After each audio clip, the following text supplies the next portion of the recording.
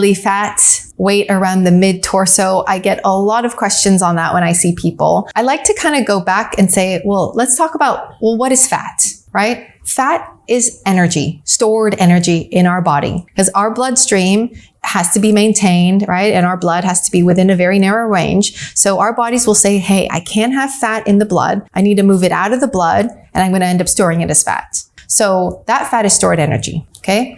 But why are we storing energy when we don't need to? Well, actually, your body will say, if I have inflammation, then that requires energy. So a lot of times when people say, oh, I've got weights around I'm saying, well, there's probably something inflammatory going on.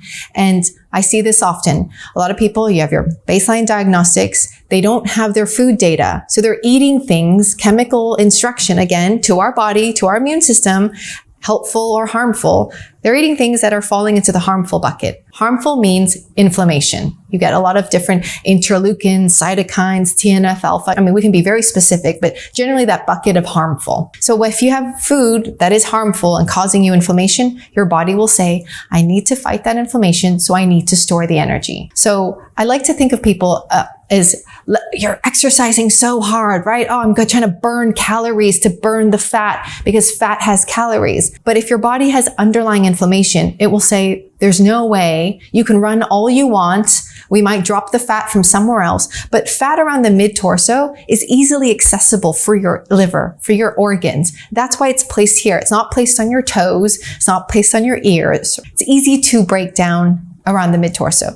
So I like to first say, okay, weight gain, what is fat? What's the inflammation? What's the root cause here? And let's figure that out. For some people, it is food. Most people, it is food. For some people, actually, I've had people where they're coming in, they're saying, I take Panadol once a month for my cramps. And because of that, guess what? That's a burden on the liver. And that is inflammation on the liver. I understand Panadol helps relieve pain. We sometimes need it to get through the day. I'm not saying don't have it, but just understand what the effects are. So your liver ultimately is saying, I have inflammation. I have something damaging that I have to work on and process. So guess what? I'm going to have to store fat, right? I see some people who come in and for some reason or another, they have a high heavy metals load, right? Maybe they had a mercury filling, or they had, mercury exposure, or they have high lead or high arsenic or high aluminum. They're cooking with aluminum.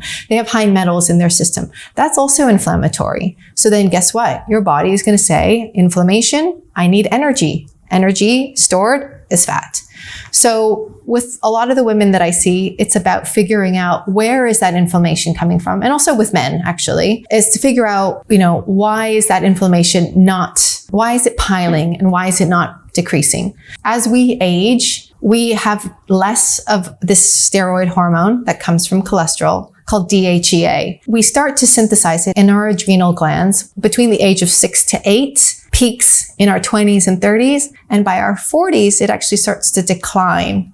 So DHEA also helps, can convert into estrogen and our sex hormones, but we generally have a natural decline. But DHEA is the partner to cortisol, so our stress, right? Sometimes stress is good, distress is not, but some cortisol is good sometimes. But we have DHEA as that buffer right behind the cortisol. It's like cortisol goes up, DHEA goes up. It's a protective mechanism. It's basically saying, hey, cortisol, you're here for stress, for focus, for whatever, but you need to start, being neutralized. You need to go back to where you were. Don't hang around. DHEA kind of helps our body do that. But if we're starting to have lower levels of DHEA as we age, well, then guess what? If we still have high spikes in cortisol, but less of the DHEA, then there's an imbalance here. And that imbalance can also be a form of inflammation. So where sometimes I'm undercovering, trying to look at people and see where is the stress coming from, And sometimes people can be eating wonderfully, but they're in a bad marriage, or they're in a very high stress job or something. And remember, we perceive stress, but stress becomes chemical. It turns into cortisol. So this is where every person is different and their context is different. So I think it's important to figure out, again, stress is inflammation. Inflammation requires energy, right? We need anti-inflammation and anti-inflammatory compounds, which most of us probably aren't eating enough of. And then once we address that, then we can address the weight loss. I think stress can be one. It's our lowering levels of DHEA. It can be, look, there is an exercise component to it because, when we exercise, it's not just about burning calories. When we exercise, we activate certain hormones, a hormone called irisin. Irisin is the hormone that helps convert white fat, very sticky fat, into brown fat. Brown fat's a little bit more breakable, usable. So when we exercise, we have more of that hormone. And a hormone is a signal to our body. So that's helpful that we can start to break down. But if we have high cortisol all the time and our adrenals are pumping out all the time DHEA trying to manage the cortisol, guess what? For women, when our ovaries start to decline, it starts to rely on adrenal glands. But you've burned through your adrenal glands. So guess what? This is gone and this is gone. You're going to have a lot of symptoms. So it's always about looking at kind of the underlying inflammation. But I see, again, it's hard to lose, but I see every day people who I work with, after a couple of weeks of changing how we eat, I see people transform. And people are like, I've done no more exercise.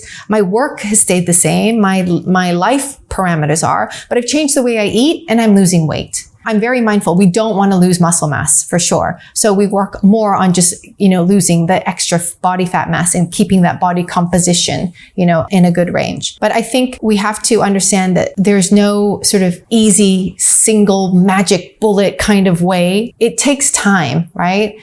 Just as building muscle takes time, losing fat also takes time, but it's better when you understand, let's get rid of the inflammation. Our body wants to kind of find its natural balance.